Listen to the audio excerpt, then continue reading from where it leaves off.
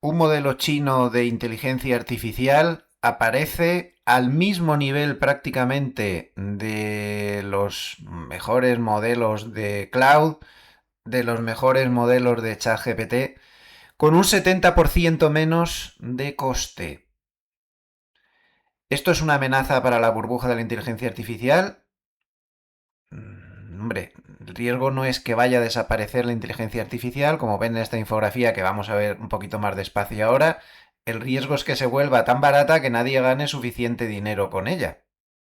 Vamos a hablar de esto en este vídeo largo y tendido, porque a lo mejor no es tan intuitivo como parece lo que pueda pasar con esto de los modelos chinos que empiezan a comerse un poco a los modelos americanos.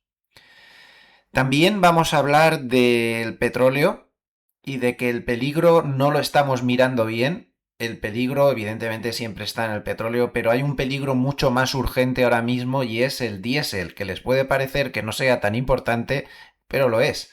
Eso es lo que están mirando el mercado y con mucho temor y es lo que están mirando los bonos igualmente. Vamos a repasar también por qué lo más probable es que la Reserva Federal suba los tipos a pesar de lo que se está diciendo por ahí. Mucha gente que aún cree que no va a haber ninguna subida este año. Vamos a ver que puede que estemos en más burbuja de lo que nos creemos y no tanto en una burbuja sectorial aislada que no nos debe preocupar, que no es demasiado importante. Pues a lo mejor sí que es importante. Hablaremos de que el 4% de la población coreana ha recibido una llamada de margen en la semana. ¿Ustedes se creen que esto es normal? La población adulta me refiero, el 4%. O sea, 4 de cada 100 coreanos adultos han recibido una llamada de margen.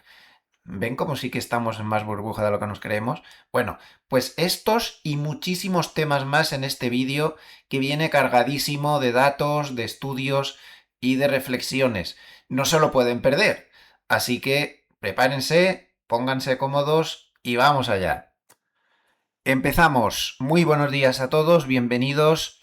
Esta es nuestra tradicional cita de todos los sábados del año con las 4 claves de la semana que ahora termina. Ya saben, clave técnica, clave fundamental, clave de fontanería de mercado, que es la más importante. Al final las cosas importantes se cuecen entre bastidores y en las alcantarillas del mercado, en la fontanería, como me gusta llamarlo a mí. Y clave de varios. Empezamos a grabar hoy sábado 18 de julio a las 9:46 de la mañana, hora de Zúrich, 3:46 de la madrugada, hora de Nueva York. Espero que hayan tenido una buena semana. Muchos de ustedes me imagino que estarán de vacaciones, pero aún así, pues les gusta estar informados sobre lo que está pasando en el mercado. Eso es lo que voy a intentar, ponerles lo más posible al día.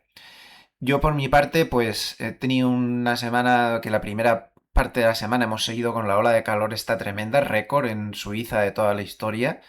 Y claro, aquí a 1300 metros de altitud, pues no tenemos los casi 40 grados que han llegado a tener en el llano, pero claro, las casas están muy poco preparadas, como les cuento siempre, y ha sido un poco agobiante. Pero bueno, más o menos a mitad de semana se pasó y ahora mismo mientras les hablo, pues estamos a 18 grados.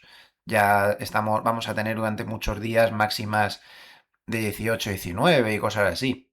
Fíjense qué maravilla para los próximos días. Hoy 21:15, por ejemplo, el miércoles 19:9, 18:9 el jueves. Este es el verano de verdad de aquí, a esta altitud. Esto es lo normal. Estamos súper frescos y súper bien. Yo, que soy alicantino de nacimiento, francamente, estas temperaturas de 18:9, esto en mi tierra era invierno. ¿Eh? Esto te sale un día de invierno, en Alicante decimos que hace un día de frío. Y aquí te lo hace en pleno verano. Esto es lo normal, no son normales esas olas de calor tan tremendas. Así que a descansar el cuerpo, ¿no? Por lo demás, pues nada, viendo el Mundial, que está súper interesante, que les voy a contar, con esa finalísima España-Argentina, que bueno, muchos de nuestros seguidores son españoles y muchos también son argentinos, así que pues va a ser muy interesante, ¿no? Ver esa finalísima entre estos dos equipos, una finalísima hispanoparlante, que esto también hay que tenerlo en cuenta. Y aparte del mundial, pues yo con mis series, que a mí es lo que más me relaja.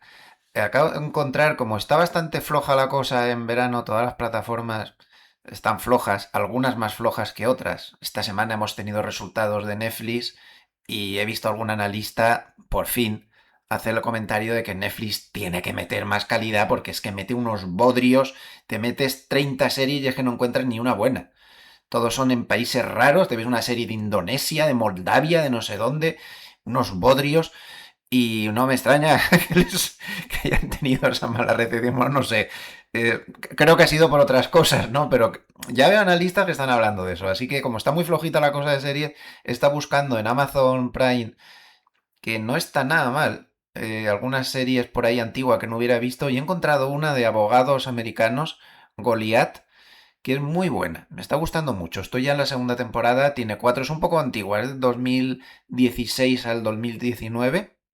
Pero para quien no la haya visto y le pase como a mí, que no encuentra series decentes ahora en pleno verano, pues, pues está muy, muy, muy bien. Y esta semana además me ha pasado una cosa con uno de ustedes, con uno de los seguidores, que me ha hecho mucha ilusión. Yo estoy ya en una etapa de mi carrera donde, bueno, pues estoy quizá un poco de vuelta de muchas cosas y me ilusiona mucho pues estos vídeos que les hago porque veo que sirven. Meto la pata mil veces, pero bueno, les sirve por lo menos para pensar, para reflexionar, para tener datos. Y me hizo muchísima ilusión uno de los seguidores, no voy a decir nombres, él sabe quién es, seguro que lo va a saber en cuanto lo diga, que es piloto de aviación, no digo ni nombre ni país, pero es piloto de aviación y hace algunas rutas muy largas y en esas rutas muy largas pues se pone este vídeo de las cuatro claves de la semana, ¿no? Y muchas gracias por esa foto de la cabina donde se ve ahí también este modesto vídeo de las cuatro claves de la semana a muchos metros de altitud, muchos metros, muchos miles de metros de altitud. Me ha hecho mucha ilusión y estas cosas a mí me animan mucho. Yo soy muy sentimental, me suele afectar todo bastante y estas cosas me ponen las pilas, me animan muchísimo. Muchísimas gracias por esa foto y que se pueda seguir disfrutando de esos vídeos a miles de metros de altitud y a lo que no son también miles de metros de altitud. Bueno, pues si les parece, vamos a empezar con el vídeo y vamos a volver al primer tema del que hablábamos en la portada, que es el tema de esos modelos chinos que están empezando a alcanzar a los modelos americanos. Es que no se ha hablado de otra cosa la semana más intensa que esa. Y eso que hemos tenido una semana muy movida, ayer se cayó mucho, los semiconductores se están metiendo un castañazo de mucho cuidado, los que estaban en burbuja sobre todo. Y no es de extrañar. Antes de ponerle la infografía otra vez, la reflexión que les hacía. Estamos más en burbuja de lo que nos creemos. ¿Ustedes se creen que es normal el dato que les he dado al principio del vídeo? Que el 4% de los habitantes de Corea han recibido una llamada de margen esta semana. Y 360.000 han visto cómo les cerraban las cuentas. O sea que lo han perdido todo. Los bancos comerciales coreanos están hablando con el Banco Central de Corea informándole de que han agotado su presupuesto para dar préstamos a particulares ante el aluvión de particulares que han pedido segundas hipotecas y primeras hipotecas sobre sus viviendas para meter el dinero en bolsa y pidiendo préstamos para el consumo para meter el dinero en bolsa. Con todos estos datos que les estoy dando, ¿se puede dar más perfecta la definición de una burbuja? Diremos, bueno, esto es en Corea, sí, pero es en Corea con muchas reminiscencias hacia todos los lados. Esto está empezando a llegar demasiado lejos y si hay un principio inmutable del mercado, es que cuando todos estamos en el mismo sitio, pues la cosa no va a acabar muy bien como no está acabando bien en Corea y lo que te rondaré morena, como decía mi abuela, porque eso aún le queda mucho por sufrir al inversor medio coreano que se ha metido. Estas cosas no se pueden hacer. Esto Es que esto hay que metérselo en la cabeza. No se puede hipotecar la cosa para meter en bolsa. No se puede. Tenemos que tener sentido común. Esto no lo dice ningún libro, esto no lo dice nada. Por cierto, ya saben que el libro de Leones contra Gacelas 1, ahora que me acuerdo de que he dicho eso del libro, está en Amazon. Eh, Está en tapa blanda. Mucha gente dice, pero en tapa dura, es que tapa dura hay que montar un lío apoteósico y hay que maquetarlo otra vez. Y ahora mismo lo que necesitamos era, después de haber quitado los derechos a la editorial, infausta editorial que los tenía, por volverlo a poner como estaba. Es en la misma edición que estaba anteriormente, no se ha tocado nada. Pero está ahí, en tapa blanda, en Amazon. Bueno, pues esto no nos lo dice ningún libro, nos lo dice el sentido común, por Dios. No se puede invertir hipotecando la casa, pero ni en una burbuja ni sin burbuja. No se puede, por favor, sean sensatos. No caigan en estas cosas porque, porque no se puede asumir tanto riesgo y no se puede acabar sufriendo de la manera que se está sufriendo ahora mismo en Corea. Bueno, vamos a volver a la infografía. ¿Ahí qué está pasando? Bueno, pues que llega es muy parecido a aquel momento DeepSeek famoso, donde salió DeepSeek, que sigue por ahí, con costes infinitamente menores que los modelos americanos y conseguían pues muy buenos resultados también, ¿no? Bueno, pues ahora es el momento Kimi. Hay un modelo chino que es el Kimi K3 Max. Pues aquí lo tienen. Parece que sea el modelo ChatGPT o el modelo Cloud de Anthropic. Todo es igual. Ha copiado más o menos la misma pinta que tienen los otros dos. Pero este modelo está a un nivel pues muy alto. Claro, aquí pone una comparación con modelos antiguos, el Claude 3.5 Sonnet, el ChatGPT 4, pero bueno, esto es exactamente igual ahora. Esto está sacado de algunos informes y bueno, están con datos un poco antiguos. Pero Kimi K3 cuesta $3 por millón de tokens, mientras que estos otros modelos pues están mucho más altos. El Fable 5 de Claude está en $15 por, por millón de tokens. Pues es una barbaridad. Al final, este modelo es el 70% más barato y en los benchmarks que se están estudiando está saliendo casi al mismo nivel del chat GPT 5.6 Sol, que está súper bien, lo recomiendo abiertamente, está en el mismo nivel de Fable 5. Algunas cosas un poquito mejor, en otras un poquito peor, pero yo estoy muy a gusto con él y lo recomiendo totalmente. Está al mismo nivel. Miren, por ejemplo, ayer en el vídeo de cierre, por ejemplo, les ponía la clasificación de Arena Inteligencia Artificial con 500.000 personas que votaron ahí y lo ponían en primer lugar, ligeramente por encima de Fable 5 y de Chat GPT 5.6. Aquí he conseguido otros estudios que da el propio Química 3, por lo tanto, ponerlo un poco así, pero como podemos ver, pues está por ahí también. Pero otros estudios más independientes dicen que está por ahí también. En determinadas funciones está por encima, en otras está un poquito por debajo, pero es totalmente competitivo con los dos modelos frontera de Estados Unidos. Esto se va a ver confirmado o no el día 27 de julio cuando se va a hacer una presentación oficial de este modelo, el Kimi K3 Max, y van a dar ya todos los datos oficiales y todos los datos comprobables. Si el día 27 de julio se confirma esto, este momento Kimi va a volver a aumentarse y habrá que tenerlo muy en cuenta. Si el 27 de julio quedan agua de borrajas, pues bueno, de momento está ahí, pero tarde o temprano van a llegar a esa altura, ¿no? Entonces, está clarísimo que los modelos chinos están pillando ya los modelos frontera americanos con un 70% menos de coste. ¿Y ahora qué puede pasar? Que yo les he hablado siempre de que esto podría pinchar la burbuja, pero aquí muchos factores a tener en cuenta. Algún amable seguidor pues me ha comentado y dice, hombre, tienes que tener en cuenta otros factores. Hoy los he tenido en cuenta. Vamos a verlo esto en más profundidad. Lo primero que puede pasar es la paradoja de Gibbons. que es muy conocida.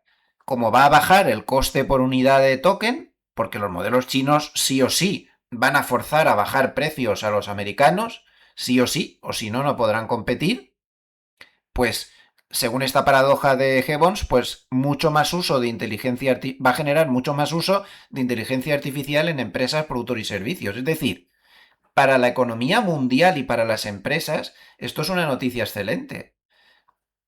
El problema, que el precio de la inteligencia artificial cae más rápido que el volumen de uso, los márgenes se comprimen, habrá más demanda de inteligencia artificial, pero esto no equivale a más beneficios para quienes crean los modelos.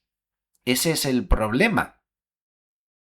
Claro, esto va a hacer que haya más demanda de inteligencia artificial, nos va a beneficiar a todos, a usted, a mí, a las empresas, a la economía en general. Pero ¿y a la bolsa? Aquí viene el problema. ¿Quiénes son los ganadores potenciales de esto que está pasando con los modelos chinos y que esto ya es un proceso absolutamente imparable? Pues los ganadores siguen siendo los proveedores de la nube e infraestructura, porque van a seguir vendiendo igual computación, almacenamiento, redes, seguridad e integración. Aunque estén los chinos por ahí, pero este servicio va a haber que seguir dándolo. Entonces, todos estos van a ir bien. ¿A quién van a ganar más las empresas y los sectores que usan inteligencia artificial? Yo mismo, ustedes mismos. Industria, bancos, seguros, consultoras, comercio, farma, software, pymes. Todo el mundo va a ahorrar costes y ganar productividad. Y también va a seguir ganando Nvidia y fabricantes de chips. Estos no se van a hundir, porque podrían seguir beneficiándose si la demanda total de computación sigue creciendo mucho porque es más barata. O sea que por ahí no va a venir el problema en bolsa. Vamos a ver quiénes son los perdedores principales. Evidentísimamente los que más van a perder en toda esta historia, y vamos a ir mentalizándonos. Y les recuerdo que alguno de estos va a salir a bolsa. No cometamos el mismo error con SpaceX, que ya vemos lo que ha pasado esta semana, que al final ya está por debajo del precio de salida en bolsa.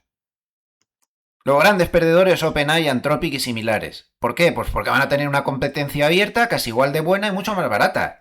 Así de claro. Y van a tener que bajar precio, lo van a tener crudo. Valor económico de los modelos. Los modelos se vuelven un producto indiferenciado. Elegimos el más barato dentro de los suficientemente buenos. Y amigo, aquí viene el problema. Sobre todo, porque que OpenAI y Anthropic se las vean un poco más difíciles, pero el peligro para la bolsa es sobre todo este. Riesgo para el CAPEX actual y futuro. Si los retornos esperados no llegan, parte del enorme CAPEX puede no generar el valor previsto. Y claro, con la concentración que hay en este tipo de cosas, que casi el 40% del mercado es esto, para que se hagan una idea, 218 empresas del SP500 están relacionadas con la inteligencia artificial. Pero vamos por fases. El gran riesgo, demasiado CAPEX para poco retorno. La inversión masiva de CAPEX es bestial. Microsoft, 2/3 de su CAPEX reciente en activos de corta duración. Amazon, flujo de caja libre últimos 12 meses se ha desplomado de 25.900 millones a 1.200 millones. El CAPEX de Alphabet no para de crecer. Expectativa del mercado. La demanda de inteligencia artificial crecerá enormemente. Y es lo que va a pasar, porque conforme se abaratan todo, gracias a los modelos chinos, es lo que va a pasar. La demanda de inteligencia artificial va a crecer. La inteligencia artificial va a ser la gran revolución. Esa demanda, el mercado cree que se va a monetizar con precios y márgenes altos. Yo no lo veo nada claro eso. Luego, si la segunda hipótesis resulta falsa, que yo creo que sí, mucho uso de inteligencia artificial, pero poco beneficio. Claro, por este lado, si los modelos abiertos chinos cada vez son más baratos, las empresas empiezan a cambiar de modelos, bajan los precios de los modelos cerrados, como los de OpenAI y demás. Los hiperescaladores venden más computación, pero con mayor inversión, más amortizaciones, más márgenes, reducción de CAPEX futuro. Pues golpe a Nvidia, Broadcom, memoria, redes, centros de datos, eléctricas, toda la cadena de inteligencia artificial. Por este lado parecía que no, pero por aquí sí, por el CAPEX de las narices. Pero vamos a la bolsa, ¿qué es lo que nos interesa? Todo esto nos lleva a un riesgo de corrección importante. ¿Por qué? Porque las 10 mayores empresas son el 40% del SP500, que eso no se veía desde los años 60, entre ellas Nvidia, Microsoft, Apple y tal. Escenario negativo. Hay dos escenarios y no sabemos por cuál de los dos vamos a salir al final. Hay dos escenarios. Escenario negativo. La capacidad se usa, o sea, no se queda ahí ociosa, pero no es rentable. Entonces, menores beneficios, múltiplos a la baja y caídas fuertes en bolsa. El escenario menos dramático, que puede ser que sea este. Rotación, pero no hundimiento. Caen los constructores de la infraestructura, suben los usuarios y sectores que se benefician de la inteligencia artificial barata. ¿Qué es lo que tendríamos que vigilar? Pues miren, aquí pone una serie de cosas que me he basado en un montón de fuentes y de datos: caída del precio por token más rápida de lo previsto, sustitución masiva de modelos abiertos, bajadas de precios repetidas en modelos cerrados, nubes sin escasez de capacidad, márgenes de nube deteriorándose más, crecimiento de ingresos de la IA menores que crecimiento del CAPEX, cancelación o aplazamiento de centros de datos. Pero yo me quedaría con la última solo. Céntrense en la última. El primero que diga esto que pone aquí, la lía. Reducción del plan de inversión anunciado en CAPEX en inteligencia artificial. Ese va a ser el problema. Como alguna de las grandes anuncie por primera vez una reducción de su plan de inversión, el mercado va a sacar todas estas conclusiones y se va a complicar todo mucho. Las tres conclusiones principales. Los modelos chinos no necesitan destruir la inteligencia de Estados Unidos, les basta con destruir sus márgenes y están empezando a hacerlo. Y la paradoja central.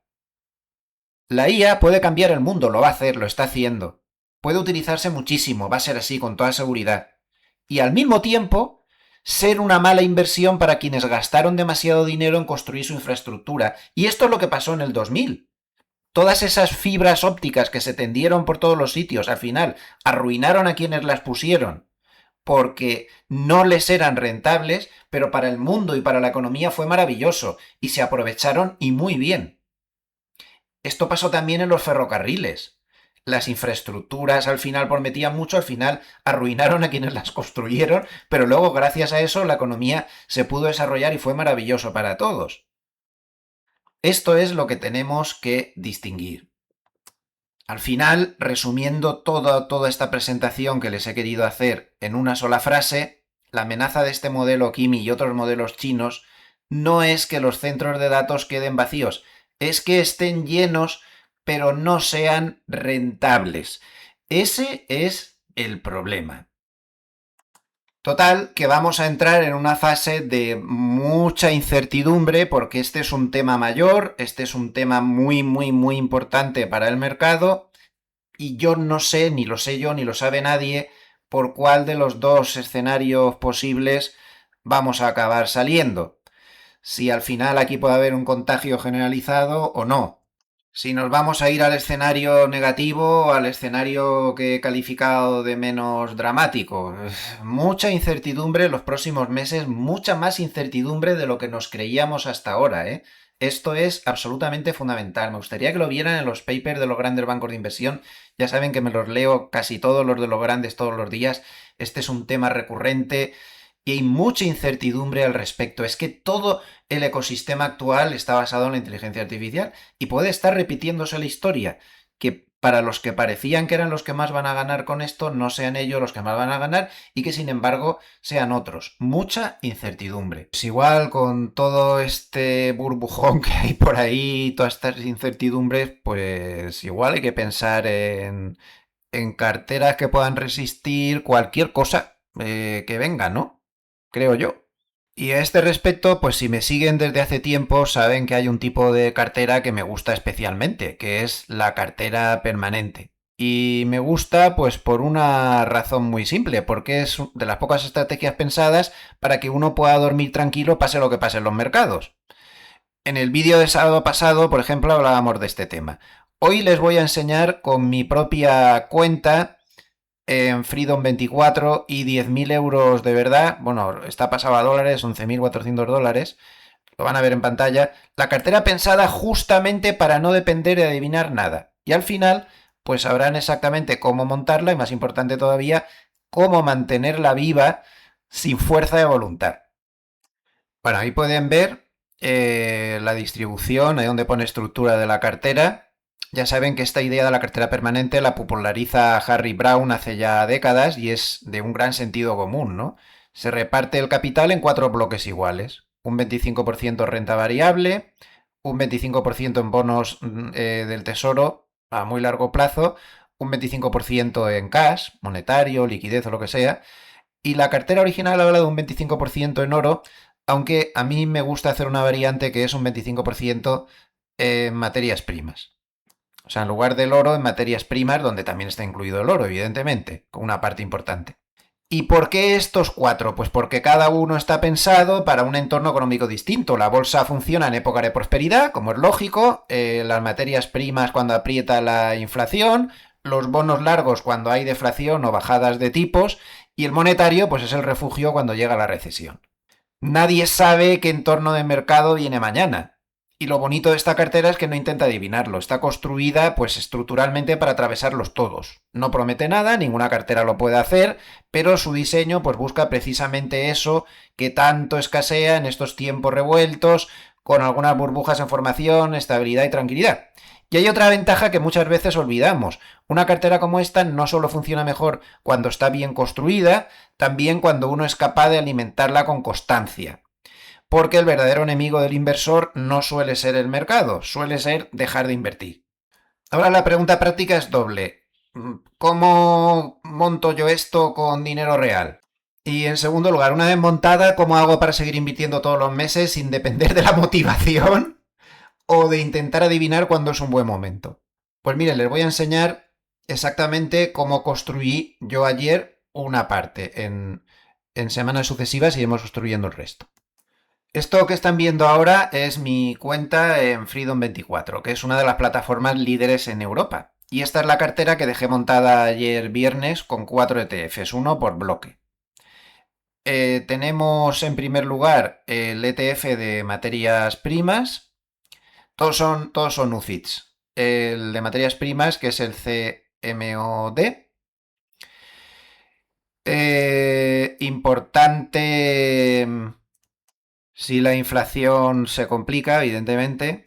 El segundo, el DTLA, es otro UCIT de bonos del gobierno de largo plazo. La estrategia pide duraciones largas, no vale cualquier bono, estos son de largo plazo. El IB01 es el monetario, el ancla de liquidez de la cartera.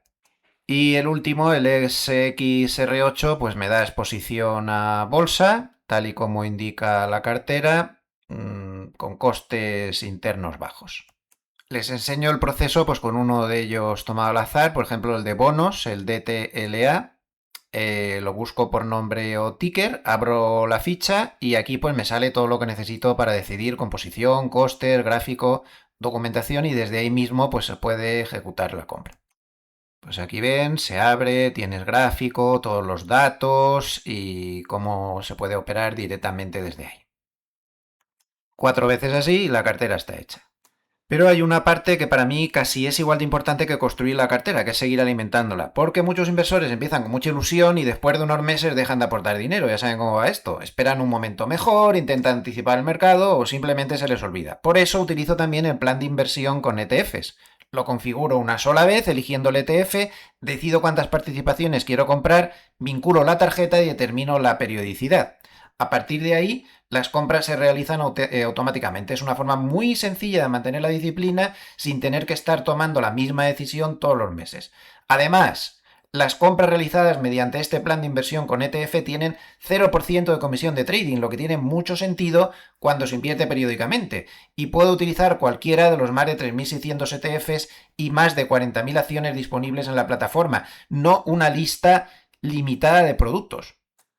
Bien, otro detalle que para mí es importante es que aquí se compran los activos de verdad, no CFDs. Los ETF son suyos, están a su nombre y si el día de mañana quieren transferirlos a otra entidad, pues pueden hacerlo. Y para una cartera que va creciendo con los años, pues tener en la misma casa opciones, productos estructurados y buenas herramientas de análisis es una comodidad enorme.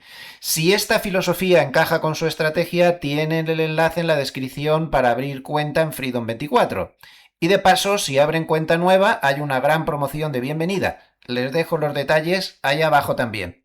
Al final, lo interesante de la cartera permanente no es que adivine qué va a pasar mañana, es precisamente que asume que nadie lo sabe y se prepara para convivir con esa incertidumbre. Esto era lo de dormir tranquilo. Ahora volvamos a lo que nos quita el sueño. Los mercados. Y tras haber explicado un poco lo que está pasando con la inteligencia artificial, vamos a entrar en otro tema que es muy importante, el tema del petróleo. Durante la semana hemos tenido una subida muy importante de 15 y 20% del petróleo debido a que la guerra en Irán pues ha vuelto a comenzar. Simplemente es que ha vuelto a comenzar. Se están atacando los unos a los otros, las amenazas son bastante graves. Irán amenaza con tocar infraestructuras de sus vecinos y sobre todo, ojo, la amenaza más peligrosa que está lanzando Irán es la de activar su franquicia de los hutíes para que corten el paso por el Mar Rojo. Ya sería lo que faltaba, no quiero ni pensarlo. Arabia Saudita tranquilamente está pasando 7 millones de barriles diarios de una costa a la otra para sacar el petróleo por el Mar Rojo y evitar el estrecho de Hormuz. Solamente él, aparte los otros también. Imagínense la que se puede liar como Irán consiga empezar a crear hostilidades en el estrecho que cierra el Mar Rojo y empezarán a estar cortados completamente por todos los sitios, ¿no? Los que tienen que sacar el petróleo de esa zona. Pero el problema, según cuentan los expertos, y he preparado aquí una pequeña infografía con la ayuda de Cloud y basándome en datos de un paper muy interesante de Bank of America, he tomado 4 ideas para poder montar un poco la explicación. Lo importante ahora mismo no está en el petróleo. ¿Por qué? Porque aún quedan de los inventarios que se liberaron, aún queda bastante por ahí, quedan, dicen los expertos, como mes y medio de hostilidades más de colchón, y sobre todo porque la demanda de China de petróleo está manteniéndose muy baja, es una cosa muy rara. Miren, en este gráfico lo tienen, esto es rarísimo. Si miramos Asia sin China, fíjense en la línea roja y ven cómo la demanda de petróleo pues no ha vuelto a donde estaba antes de la guerra, pero se aproxima ya mucho. Se ha recuperado muy notablemente. Pero fíjense en el gráfico de la izquierda. Si miramos las importaciones chinas, no han hecho ni caso. Siguen en el mismo sitio. Todo este tramo desde mayo que ha hecho el resto de Asia, o sea, ellos al revés, incluso han bajado más. Las importaciones están demandando menos petróleo. Aquí hay teorías para todos los gustos, pero como no veo ninguna que me convenza 100%, pues lo voy a dejar ahí. Lo voy a dejar ahí porque no estoy muy seguro. Hay quien habla de que la electrificación del país ha progresado mucho, de que han tomado una serie de medidas, de que tienen unas reservas tan ingentes que casi les da igual no rellenarlas. No lo sé, pero el caso es que esto está salvando el precio del petróleo. Si no fuera por este gráfico de la izquierda, el precio del petróleo estaría muchísimo más alto. Que al final el precio del petróleo es una cuestión de matemáticas, ¿no? El que hay, el que no hay, y ya está. Pero el problema no lo tenemos ahí, el problema lo tenemos con el diésel. El diésel es el que mueve la industria, el que mueve la agricultura, el que mueve el transporte. Es muchísimo más importante de lo que todos nos creemos. Entonces, mientras que el Bren está en $86 por barril, que podríamos decir que es algo caro pero un precio casi normal, el diésel sigue tocando récord histórico. Vamos, es como si sobrara trigo con las panaderías cerradas. El pan se encarece y el trigo no. Pues algo así. El problema está, dice Bank of America, que aunque el mundo tiene crudo guardado para aguantar 1 o 2 meses de conflicto más en Hormuz, el mercado del diésel necesita una solución inmediata. Ya no puede esperar más. Las refinerías están a medio gas. Las refinerías, ya saben, convierten el petróleo en diésel y otros productos y funcionan bajo mínimos en Oriente Medio, Asia y Rusia tras meses de guerra. Además hay otro problema, que Rusia ha cortado el grifo. Rusia es el segundo proveedor mundial de combustibles y ha prohibido exportar diésel tras los ataques de drones a sus refinerías. Lo que tiene lo necesitan para ellos. Y esto se va a notar mucho en el mercado. Asia, lo tienen aquí, se queda en casa. China y potencias refinadoras como son Corea del Sur compran crudo y venden otro tipo de derivados como puede ser el diésel. Bueno, pues están dejando de exportar para abastecerse ellos mismos. Y el problema es que los depósitos están bajo mínimos. Las reservas mundiales de combustibles están casi vacías justo cuando arranca la época de mayor consumo del año. Con todo esto, Bank of America cree que el diésel va a seguir carísimo durante todo el año 2026 y calcula entre 40 y 47 dólares el sobreprecio medio del barril de diésel frente al del crudo en 2026, que esto, para que se hagan una idea, es casi el doble que en 2025, que eran apenas 20 dólares. Así que Bank of America concluye que algo tiene que ceder, que el crudo puede esperar, pero el diésel ya no. O vuelven las refinerías y Asia reabre sus ventas, o los precios altos frenarán el consumo y la economía, empezando por los emergentes, porque vuelvo a repetir que el diésel, entre otros derivados que también están en la misma situación, no se crean, pero el diésel es el más importante, pues es el que mueve la industria, el que mueve la agricultura, el que mueve el transporte, es la savia de la economía. Y aquí tenemos un grave problema, y conforme siga ese lío de Hormuz empeorando, este problema va a seguir creciendo. También hay que vigilar la situación en Rusia con esos ataques de Ucrania contra Rusia que le está dando, pues posiblemente donde más le duele, ¿no? En sus infraestructuras energéticas. Entonces, los expertos, estos expertos de Bank of America, y les cito el paper de donde he sacado estas 4 ideas, nos están advirtiendo que el verdadero problema viene ahí. Yo sigo pensando lo mismo que les decía la semana pasada, que Trump tiene prisa por arreglar esto, aunque ahora mismo se han liado todos ahí otra vez y está muy complicado. Por las elecciones de medio término, ya nos decía Harner la semana pasada que si los demócratas recuperaran ambas cámaras podría ser muy complicado para las bolsas, aunque les manifesté mi cautela al respecto y se la sigo manifestando, ¿eh? Con todos los respetos, porque Harner sabe más que yo de aquí a Roma. Yo no le llevo en la suela de los zapatos, pero es que soy muy viejo. Y yo me acuerdo los pronósticos que se hacían, como gane Trump las elecciones de 2017, la bolsa se desploma. Y no solo no se desplomó, sino que se disparó. Y he visto predicciones de todos los gustos, si ganan los demócratas, si ganan los republicanos, si ganan unos, si ganan otros, y luego nunca se han cumplido. Porque el mercado acaba adaptándose a todo. O sea que no sé yo hasta qué punto, ¿eh? Pero bueno, es lo que se dice. Pero Irán, tontos no son, y son perfectamente conscientes de que hasta las elecciones es el momento de dar el tostón, porque es donde Estados Unidos se puede arriesgar menos a que todo se le complique de tal manera que pierdan las elecciones. Son plenamente conscientes de eso. ¿Qué se creen que no? Pues claro. Y saben perfectamente que una vez que pasen las elecciones, si Trump sigue controlando al menos el Senado, podría ponerse la cosa muy fea para Irán. Y entonces, a ver qué hacen. Su potencial de tocar las narices habitual va a bajar muchísimo. Entonces, claro, ese es el problema, que Irán es plenamente consciente de que, por ejemplo, si provoca una escalada en el mes de octubre, le puede hacer muchísimo daño electoralmente al Partido Republicano, que es el que está ahora en el poder. Y todo esto geopolíticamente está puesto encima de la mesa y todo esto va a acabar por afectar al mercado, que no les quepa ni la menor duda. También les decía que no nos equivoquemos, que estamos en un entorno burbujero bastante clarísimo. Les contaba todo esto de Corea, hemos estado viendo los disparates de los semiconductores, el apalancamiento es brutal, el margen de deuda en este momento en Estados Unidos está en máximos históricos, nunca se había pedido más prestado para entrar. Los particulares que estaban con ese truco de comprar en las caídas, el truco está empezando a fallar. Aquí lo tienen en un gráfico. Esto es la cesta de Goldman de valores favoritos del sector minorista, que es ahora mismo el que más mercado mueve. Como pueden ver, este mes está siendo muy duro. Lo de comprar en las caídas los sectores en burbuja no está funcionando por el momento.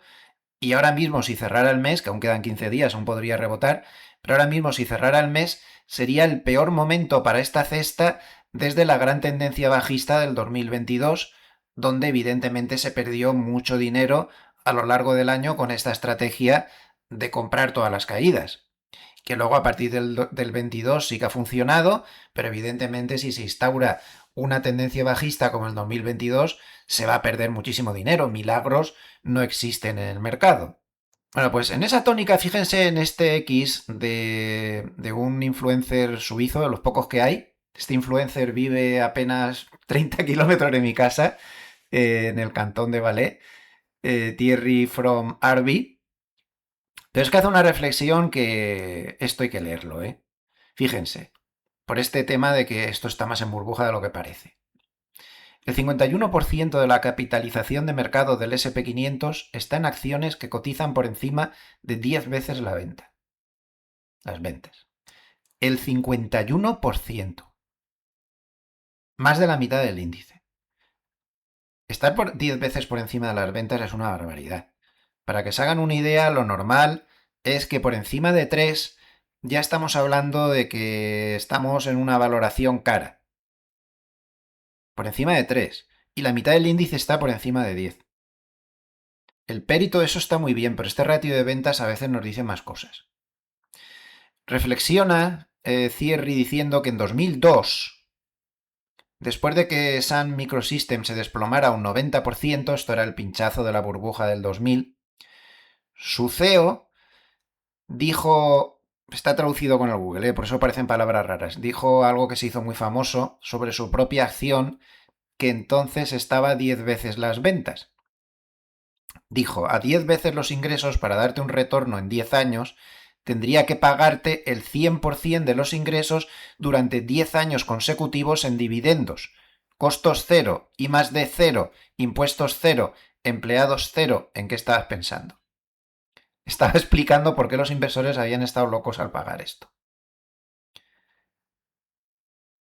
Y hoy la mitad del SP500 está ahí. Y lo vemos tan normal. Y los papers escupen pronósticos de 10.200 para el SP500. Estoy exagerando, es una forma de hablar. Vamos a parar un poco el carro y vamos a pensar un poco las cosas y empezar a seleccionar. Como ya he explicado muchas veces, si entramos en valores caros, nos comemos los valores caros muchos años. Y si entramos en valores baratos, tenemos muchas más posibilidades de que salga bien. Recuerden las tablas que he puesto muchas veces en estos vídeos de lo decisivo que es ver el CAPE con el que entras. CAPE PER sería PER a 10 años ajustado por inflación. Si entramos en estas locuras tan altas y somos inversores de largo plazo, pues igual nos tiramos 10 años hasta que volvamos a recuperar el tono, ¿no? Nos pasamos 10 años bajo el agua. Hay que pensar.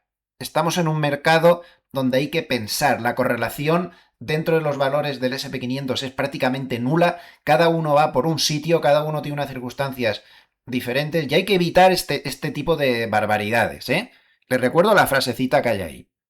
Década diferente, dice Thierry, misma matemática. Esto es una barbaridad. El 51% por encima de 10.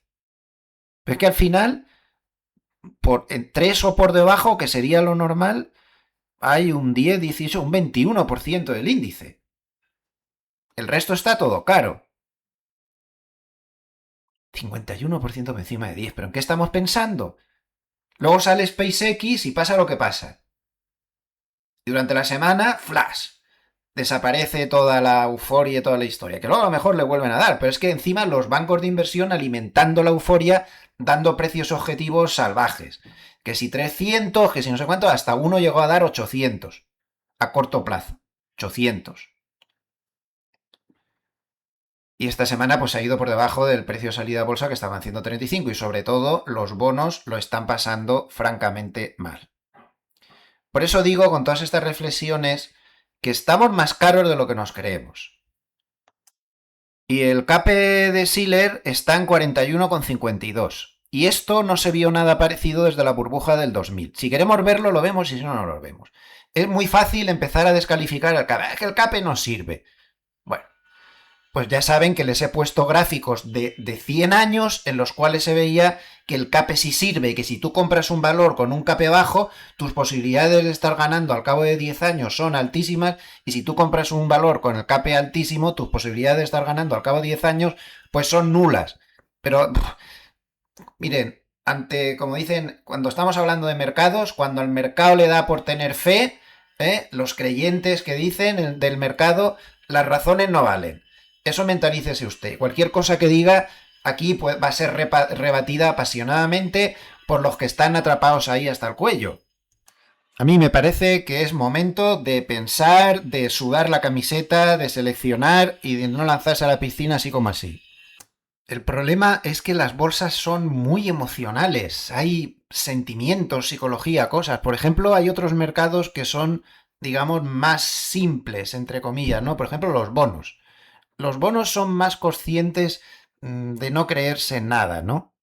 Y si vemos la rentabilidad del bono americano a 30 años, pues sigue en zona de alto peligro, 5,07, durante la semana ha tocado el 5,10, y eso que hemos tenido un IPC y esta semana un índice de precios a la producción, pues muy por debajo de lo esperado.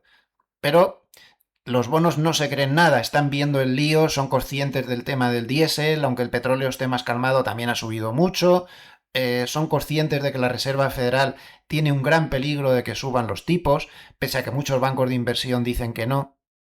Vamos a ver algunos motivos por los cuales la Reserva Federal parece claro que sí que va a subir los tipos. Y por eso los bonos están tan tensos, y este es un peligro latente que tenemos ahí. He estado buscando por ahí y he encontrado un paper de Bank of America que es con el que más comulgo, ¿no? Y es el que he resumido en 4 flashes, un paper larguísimo dando todo tipo de razones, pero a mí me ha convencido mucho y creo que es el que mejor explica por qué sí que pueden subir los tipos. Bien, en primer lugar, la inflación subyacente sigue por encima del objetivo. Es que es así, ¿no? Nos estamos montando mucha película, pero está por encima del objetivo. La inflación subyacente está alrededor de, en el PCE, en el PCE, del 2,5% interanual. Entonces, una tasa de política monetaria del 3,6 con 2,5% de inflación, pues implica una tasa real cercana a solo el 1,1, que está por debajo de la mediana histórica del 2. Con una inflación que sigue 50 puntos básicos por encima de la tendencia, la política debería ser claramente más restrictiva, como mínimo neutral. 2. Ya no se ven riesgos a la baja para el mercado laboral. Por ningún sitio. Lo miremos como lo miremos. O sea que por ahí no podemos ir. En tercer lugar, Wars tiene incentivos estratégicos para subir tipos. Fíjense, aunque no lo parezca, y aquí tiene mucha razón Bank of America. ¿Por qué? Pues porque subir tipos le permitiría ganar credibilidad sin tener que asumir él la culpa de la inflación pasada, por mucho que se cabree Trump. Pero si él sube tipos, le va a demostrar a los demócratas que cada vez que comparece ante ellos lo machacan diciendo que es una marioneta de Trump, como que no lo es. Luego, por otro lado, los mercados ya están anticipando subidas, se están descontando 40-50 puntos básicos de subidas de tipos para finales de este año. Entonces, si tú quieres lograr un endurecimiento financiero significativo, que sea ejemplar, que mueva economía, harían falta al menos 75 puntos básicos, es decir, 3 subidas. Y luego, por último, es que las condiciones financieras no son ahora mismo demasiado restrictivas. Entonces, esto sugiere que la política actual no está frenando la economía y por lo tanto habría espacio para subir los tipos. Entonces, Bank of America concluye, ya digo que es el banco con el que más cerca estamos de opiniones, que con una inflación aún alta, riesgos laborales equilibrados y condiciones financieras relativamente acomodaticias, la Fed necesitará subir tipos. Bank of America mantiene su previsión de 75 puntos básicos de subidas en 2026, comenzando en septiembre.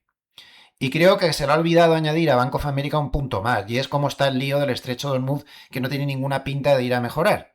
Y por lo tanto, no parece nada fácil que lo que ha pasado en junio con esas bajadas tan grandes de los precios de la gasolina y de la energía, que han sido la mayor parte de la bajada de IPC y de índices de precios a la producción, no parece fácil que se vaya esto a solucionar, salvo que haya un acuerdo. Y saben lo que pienso, lo mismo que les he dicho siempre desde hace meses, que nunca habrá un acuerdo en esa zona. Cualquier acuerdo que se firme va a ser papel mojado como lo ha sido el último. Y siempre va a haber inestabilidad. Mucho me temo que Irán le ha pillado al truco por donde se tiene que mover y la inestabilidad va a ser lo que va a haber siempre en el estrecho de Hormuz. Acuerdos débiles que se romperán a menudo y un lío detrás de otro. En suma, lo que ha pasado siempre en la zona, pero ahora más complicada porque Irán se ha dado cuenta del poder real que tenía con el cierre del estrecho de Hormuz, que hasta ahora había amagado pero no había llegado a hacerlo. Por cierto, está cerrado el estrecho de Hormuz, a pesar de que el mercado descontaba hace 15 días que todo iba a ser una maravilla. Por lo tanto, lo más normal, lo que nos dice la lógica, es que los tipos suban. Ese punto de para ganar credibilidad Wars, no lo descarten, ¿eh? Él sabe que se va a tener que enfrentar a Trump, que va a tener que aguantar las críticas, pero ahora mismo podría ser el momento. Por cierto, extraña historia la que ha salido relacionada con Trump, creo que no confirmada oficialmente, puede que sea un rumor falso, no estoy seguro 100% de que iba a cobrar $100.000 al mes para que se pudiera tener acceso a sus comunicados antes o algo así. Supongo que será un rumor falso del mercado porque eso sería, no, eso es legal, una cosa rara, pero el rumor ha estado ahí todos los días de la semana, ¿eh? Miren cómo está el precio de los containers para los barcos que sigan la ruta Shanghái a Los Ángeles. Todo esto que está aquí tan alto fue en la pandemia, esto es una cosa irrepetible, aquella, bueno, esperemos que no se repita nunca, está en gris, pero quitado la pandemia, observen dónde están los precios ahora mismo para fletar un barco que haga la ruta Shanghái-Los Ángeles. Pues está altísimo, muy alto. Aquí estaba cuando empezó la guerra de Irán y miren dónde está ahora. O sea que por mucho que el petróleo hiciera ese amago de bajar, que ahora está recuperando otra vez y tal, los fletes nunca se han recuperado. Estamos moviéndonos bajo un paradigma falso. Esto no es así. Y aunque ahora se llegue a un acuerdo, tampoco se recuperarán, porque ya nadie se va a fiar de todo este lío. Se recuperarán en parte. Bank of America ha publicado, creo que ayer, el paper este que emite de vez en cuando diciéndonos qué cosas están en burbuja, que siempre hay que darle un repasito. Bueno, el Kospi estaría en burbuja, el Nikkei ha salido de la zona de burbuja, está cerca, pero no, ya no está ahí dentro. La tecnología en general está cerca, pero no está dentro. Estaría el Kospi de Corea. Y miren los 7 magníficos con toda esta gran rotación que hemos tenido de dinero que salía de los 7 magníficos y entraban los semiconductores, que ahora mismo está reinvirtiéndose, o al menos en parte, pues observen los 7 magníficos en consideración de burbuja donde están. Ni de lejos están en zona de burbuja. Ni de lejos. El Nasdaq está aquí, sí, está cerca, pero los 7 magníficos no. Luego aquí tienen una clasificación por sectores y vemos que semiconductores, ciberseguridad, bolsa de Taiwán, semiconductores, estos semiconductores 100%, Pharma y Momentum, todos ellos están en burbuja. Estos son los sectores ahora mismo más peligrosos y tenemos que ser conscientes de que si estamos en alguno de ellos, estamos jugando la ruleta rusa. La bolsa de Corea tiene el equivalente al VIX en 80, es decir, se descuenta una volatilidad implícita en un mes donde casi cada día se va a mover un 4, un 5, un 6%. Y lo está haciendo, y lo está haciendo. Esta semana publicó Harnett su encuesta ante los grandes fondos de inversión y quería destacar dos cosas. Sobre todo, lo más importante, el nivel de caja. Observen cómo el nivel de caja de los grandes fondos se ha desplomado a tan solo 3,6%. Es el más bajo desde febrero del 2026 y uno de los más bajos desde hace muchos años. Este gráfico viene desde el 99. Como vemos, de los más bajos de los últimos veintitantos años, quitado febrero del 2026. Con un nivel de caja tan bajo, históricamente, no suele funcionar muy bien el asunto, porque los grandes fondos no tienen suficiente dinero para meterse en mercado, ¿no? Y fíjense que esto es lo que les quería decir en segundo lugar, este estudio que ha hecho Harnett de en las pasadas ocasiones en las que el nivel de caja estaba tan bajo, qué pasó en los diferentes mercados, bonos y bolsas, 2 semanas después. Como ven, 2 semanas después no se subió en serio en ningún caso. Todos los casos hubo bajadas o aquí una escasa subida al 0,1. Es decir, a corto plazo, digamos a 2 semanas vistas, esto es como bastante limitante. Ya un mes empieza la cosa a mejorar, pero a 2 semanas es como bastante limitante.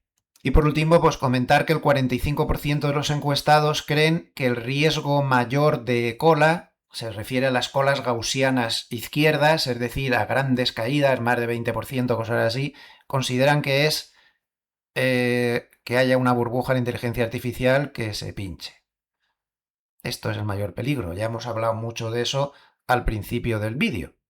Y ya a bastante distancia, 26% considerarían que el mayor riesgo sería una segunda oleada de inflación. Pero fíjense en la pregunta siguiente, les dicen, el CAPEX de los hiperescaladores en inteligencia artificial sale como el primer problema que podría crear un evento sistémico de crédito. Ya saben que tienen unas deudas también que no habían tenido nunca, ¿no? Para invertir en ese CAPEX de inteligencia artificial. 48% creen que ese sería el mayor problema que podría provocar un evento de crédito peligroso. Observen este gráfico de aquí. El mercado está cansándose ya de tanto bono de inteligencia artificial. Es un gráfico de Goldman que me parece tremendamente significativo. Lo que ha calculado aquí Goldman es qué oferta de bonos sobre inteligencia artificial era necesaria para tensionar al mercado. Desde siempre, 75.000 millones o más de emisiones ya tensionaban el mercado. Pero en junio, es decir, el mes pasado, ya se empezaba a tensionar el mercado con 50.000 millones. Y ya en estos días, emisiones de 25.000 millones ya tensionan al mercado. Es decir, que el mercado está muy fatigado con el mercado de bonos de inteligencia artificial, esas deudas que están adquiriendo los hiperescaladores. Recuerden lo que hemos dicho cuando al principio explicábamos los problemas de la inteligencia artificial, cuál era el detonante más peligroso. Como uno solo de los grandes hiperescaladores digan, voy a reducir mi inversión en CAPEX, aquí arde Troya. Esa es la clave, lo he comentado antes, lo digo ahora, subrayen eso y péguenselo en el corcho de la pared, porque esa es la clave. Y tampoco pierdan de vista este dato que nos daba Morgan Stanley a principios de semana. La rebelión local de la gente contra los centros de datos ya ha frenado 286.000 millones de dólares en centros de datos. El valor de proyectos cancelados o retrasados en Estados Unidos por las oposiciones populares y demás en 2025 fueron de 156.000 millones, pero este año, en solo el primer trimestre, ya se han cancelado o retrasado 130.000 millones. Luego este año se va a superar por mucho lo del año pasado.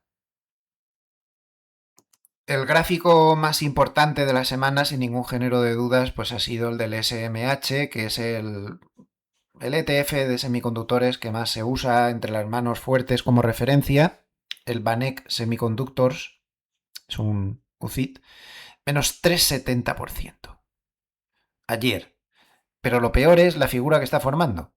Porque esta figura es la misma figura que está siguiendo más o menos el Nasdaq a una cierta distancia. Esto parece un hombro cabeza a hombro donde habría perdido la línea clavicular. Y ahora está intentando hacer un pullback contra la línea clavicular. Si en la próxima sesión perdiera esta zona de mínimos, pues podría correr peligro de confirmar el hombro cabeza a hombro y terminar aquí en la zona de la media de 100 al menos, lo que le supondría otra caída extra del 9,33%. El Nasdaq, como les decía, sigue una figura parecida, no ha roto aún la zona de soporte, esta cosa rara, esto no es tan claro, un hombro cabeza a hombro, ahí, no sé, parece hasta un diamante. Parece hasta un diamante, ¿no? Me parece como muy inquietante esta figura. Más vale que me equivoque y que no sea un diamante, que no son fáciles de ver, porque aquí sí que estaría confirmando la ruptura del diamante y los diamantes son figuras de vuelta mayores. son figuras de vuelta drásticas, ¿no? Son bastante peligrosas. Cualquier caso, pues habría que fijarse en la media de 100, que estaría en 27.920. Y otro gráfico totalmente protagonista durante la semana, pues ha sido el del índice equiponderado de Estados Unidos. Ya advertíamos en semanas anteriores que hay que echarle un vistazo. Antes hablábamos de las carteras permanentes, pero esto también puede ser muy interesante para que no quiera estar en carteras permanentes y no tenga ganas de líos. Los índices equiponderados. Cuando se pinchó la burbuja del 2000, durante varios meses estos índices equiponderados siguieron subiendo. Por lo tanto, también para quien dice, no, no se va a pinchar ninguna burbuja, no hay peligro, porque están cayendo los sectores en burbuja, pero no está cayendo el equiponderado. Eso no es una garantía de nada, porque en el 2000 pasó exactamente eso, durante varios meses, y luego al final fue tal la potencia del trompazo de los que estaban en burbuja, los tecnológicos, que se acabaron por llevar a todo el mercado con ellos. O sea que eso no es garantía de nada, ¿eh? Eso no es garantía de nada. Pero, de momento y durante varios meses, si es que se está pinchando la burbuja, podría valer. Si no se está pinchando la burbuja, pues nada, igual ahora vuelven a comprar. No lo sé, es que no lo sé. No, no lo podemos saber. Yo les doy datos y cada uno tiene que hacer su propio análisis. Bien, pues vamos a terminar, como siempre, con un repasito al paper de Harnett de esta semana. A ver, empieza hablando de Corea, como vemos, ¿no? Porque para él pues, se ha convertido en el termómetro del apetito especulativo global y para nosotros también. El Kospi, pues evidentemente ha sido uno de los grandes ganadores del año, con ese rally impulsado por minoristas y por la fiebre de semiconductores y memoria, sobre todo memoria en este caso, y por eso lo llama Harnett el mercado más especulativo del mundo. Bueno, pues llama la atención sobre que el Banco de Corea sube al 2,75 los tipos de inflación, pero como la inflación coreana está por encima de ese nivel, pues el tipo real, nominal menos inflación, sigue en terreno negativo en torno a 45, menos 45 puntos básicos. Es decir, la política monetaria coreana, a pesar de esta subida, sigue siendo técnicamente estimulante, ¿no? Sin embargo, Harness señala que el mercado pues, ya está haciendo el trabajo restrictivo por su cuenta.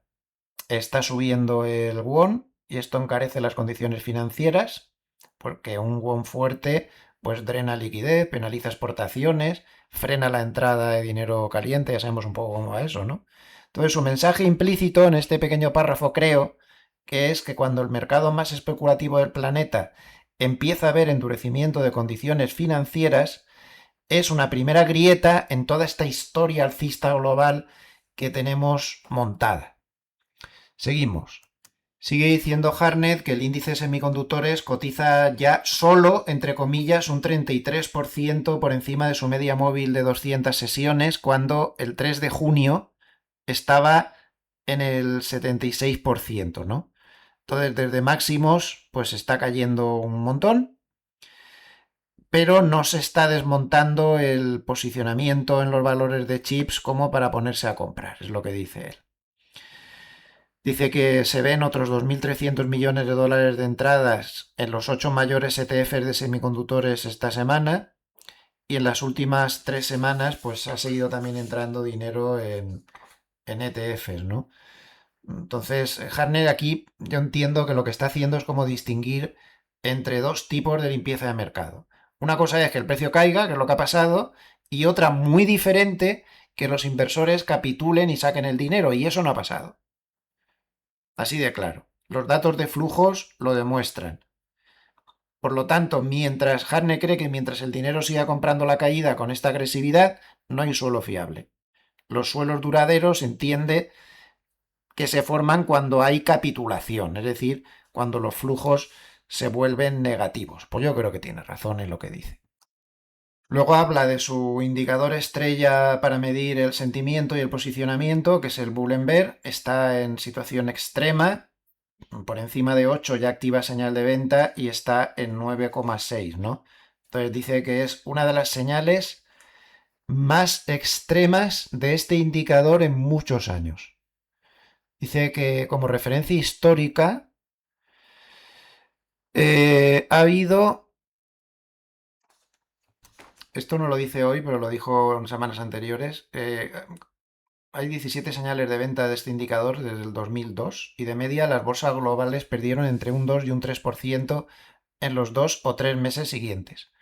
Y se llegaron a ver caídas máximas de entre el 15 y el 20%. Por lo tanto, tomemos muy buena nota de esto, de estas estadísticas que ha dado en alguna otra ocasión. Sigue poniendo ahí unos indicadores brújula. Por un lado, el MAGS, que es el ETF de los 7 magníficos, cree que una ruptura por debajo de 65 confirmaría que la debilidad de los semis se contagia al núcleo del mercado. De momento no es el caso. Por esa zona además está la media de 200, la media de 100. De luego perder eso sería inquietante. Ahora mismo está lejos. Pero por otro lado dice que si pasara de los 70 hacia arriba, también estará un poco lejos, sería la mejor señal para volver a cargar riesgo, porque indicaría que el liderazgo de los 7 magníficos se ha restaurado a pesar de la purga en los chips. Interesante esto, ¿eh? O sea, este ETF que hemos visto, vamos a volverlo a ver. Él entiende que si pierde la media 200 a correr, pero si volviera a romper esta zona del 70 sería muy positivo y podríamos asumir más riesgo, según él, porque significaría que la contaminación de toda esta sangría en los semiconductores no es grave. No es grave para el resto, claro. Los flujos durante la semana, pues 55.800 millones de dólares han ido a bolsa, 20.000 millones de dólares a bonos, 500 millones de dólares a oro y de criptos han salido 100 millones. Y han salido de cash 119.600 millones, que es muchísimo dinero. Es la mayor salida de dinero de cash desde abril del 2026. Ha entrado bastante dinero en tecnología, como vemos. Bien, seguimos. Voy a resumir este párrafo de...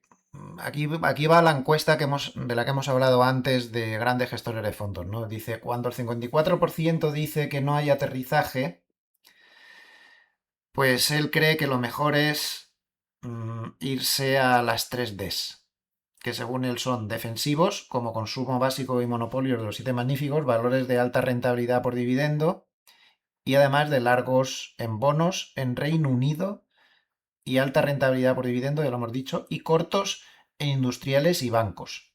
Él cree que ese sería el mejor trade de sentimiento contrario en función de este convencimiento tan grande que tienen los grandes gestores de fondos respecto al no aterrizaje. Luego, el trade contrario que le haría a ese convencimiento tan absoluto que tienen de que el 83% no piensan que vaya a subir la Reserva Federal los tipos de interés antes de las elecciones de medio término porque no se atrevan por motivos políticos, pues él tiene muy claro que el trade contrario pues sería sin ningún género de duda largo del dólar, ¿no? Y además nos recuerda que el IPC americano sigue subiendo a un ritmo bastante fuerte en media móvil de 3 meses y que el petróleo es un riesgo asimétrico pues muy grande porque el estrecho de Hormuz vuelve a estar cerrado, los inventarios de crudo están en su nivel más bajo en 45 años, quedarían 43 días de suministro y sin embargo los inversores están venga a rebajar su previsión de precios de crudo a finales de año. Entonces, Harney lo que opina, y yo estoy muy de acuerdo con él, es que hay una máxima complacencia sobre el petróleo justo cuando la vulnerabilidad física es máxima.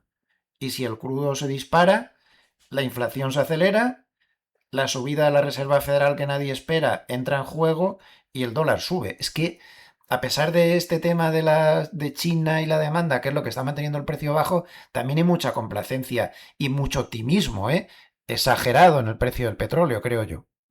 Y el tercer párrafo lo tengo que explicar porque me imagino que si no, no lo van a entender ustedes bien, ¿no? Y habla de que el 61% está convencido de que no va a haber una bajada en el CAPEX en inteligencia artificial de los hiperescaladores. Entonces dice que el trade contrario, que puede sonar raro, sería largo de los 7 magníficos y software y corto de semiconductores y corto de cíclicos. Voy a explicar esto. Yo entiendo que esta lectura algo contraintuitiva de Harnett se basa en lo siguiente, ¿no? Un anuncio de recorte de CAPEX podría ser inicialmente alcista para los 7 magníficos. Menos gasto, más flujo de caja libre, el mercado lo celebra, puede empujar al ETF del que he hablado antes, por encima de los 71. Esto es su opinión, ¿eh? Aquí ya no sé si estoy de acuerdo con él aquí. En las otras cosas sí, aquí tengo mis dudas. Pero podría ser bajista para semiconductores y cíclicos. Pero añade una advertencia.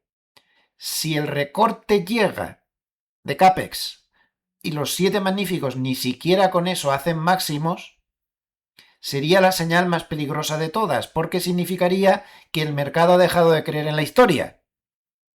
Y en ese escenario, las implicaciones negativas para el crecimiento, teniendo en cuenta que el CAPEX de inteligencia artificial es uno de los grandes motores del PIB, y para los precios de los activos, dispararían los cortos en bancos, broker industriales, es decir, en todo el complejo cíclico del boom. Bueno, es su teoría, esto hay que unirlo con lo que hemos hablado al principio del vídeo y cada uno que saque sus conclusiones. Como ven, no es fácil ver lo que puede pasar con el complejo de la inteligencia artificial. Meta entendió el mercado que estaba diciendo que recortaba y subió ella, pero provocó un terremoto en los demás bajistas. Yo no lo tengo tan claro como lo tiene Hartnett en este punto. Creo que esto requiere que le demos unas cuantas vueltas. Hagan ustedes su propio análisis, que es el único que creo yo que nos vale. Aquí hay algunos gráficos interesantes, como fíjense las entradas en los ETFs de semiconductores este año, qué barbaridad. O sea, está todo el mundo metiéndose en lo mismo. Miren cómo está el sectorial de bancos, que está ahí tapadito, como si no pasara nada, lo advierte Hartnett en el texto, ¿no? Llega a decir que, que como se cree que no va a haber aterrizaje, pues en los bancos globales, que son la mejor expresión del boom, pues están de acuerdo, ¿no? Bancos estadounidenses en máximos históricos, como podemos ver en ese gráfico, los bancos japoneses en su nivel más alto desde noviembre del 96, pero la burbuja fue tan grande que aún así están los bancos japoneses un 46% por debajo de sus máximos, ¿no? Los bancos británicos en máximos desde diciembre del 2007, los bancos europeos en máximos desde junio del 2008. Estos también están un 39% por debajo de sus máximos. Bueno, problema es lo que dice Hartnett, que cuando todos están posicionados para el boom, pues a veces te aparece el trade contrario, pero es bastante significativa toda esta compra masiva de bancos. Y fíjense los bancos japoneses, ¿eh? Qué brutal fue la burbuja de finales de los 80, que con todo lo que llevan subido, observen lo lejos que están de los niveles que se llegaron a alcanzar en aquella burbuja que fue literalmente apoteósica. Así que al final, como conclusión de este paper, pues Hartnett parece estar muy centrado en este ETF de los 7 magníficos y según él esta va a ser la guía del mercado. Les recuerdo que perder esta zona lo consideraría como bastante grave y sin embargo moverse por encima de 70 pues podría indicar que vuelve la tranquilidad. Tengámoslo en cuenta. No me quiero despedir sin una breve pincelada del oro. Ha estado toda la semana luchando por no perder los 4.000. Además ahí tiene la banda de Mogalef inferior en la que se está apoyando muy bien y al cierre de la semana lo seguía consiguiendo, pero mucho va el cántaro a la fuente y mucho peligro de que en una de estas lo consiga atravesar y pueden saltar muchos stops. Hay mucha gente pillada que entró por aquí arriba y no sabe muy bien dónde salir. Los fundamentales del oro continúan siendo buenos y tiene toda la pinta de que tarde o temprano pues volverá a las andadas, pero de momento esos 4.000 son un punto técnico de extrema importancia. Pues nada más, tienen todos los datos. Si les ha gustado este vídeo, por favor denle un like y si quieren recibir avisos de todos estos vídeos, pues ya saben, suscríbanse al canal y denle a la campanita y les llegará un aviso en cada uno de ellos. Gracias a todos por estar toda la semana siguiendo estos vídeos. Recuerden que este es su canal internacional para todos los hispanoparlantes que están interesados en las finanzas. Da igual en qué país estén, porque aquí siempre hablamos de finanzas generales que les sirven igual, esté usted en Nicaragua, esté en Estados Unidos o esté en España. Le va a dar exactamente igual y le va a ser provechoso igualmente. Les veo mañana en el pequeño vídeo de reflexión de los domingos. Y aprovecho pues para enviarles saludos afectuosos desde una ya muy agradable Suiza con 20 grados en este momento. ¿Cómo ha cambiado la cosa? Eso sí, como estoy aquí encerrado en el despacho, con las luces, el ordenador, con todo, dentro del despacho estoy a 25,6 en este momento. Voy a ponerme a editar el vídeo y a ventilar un poco esto. Lo dicho, saludos afectuosos desde Suiza. Nos vemos mañana. Muy buen fin de semana a todos.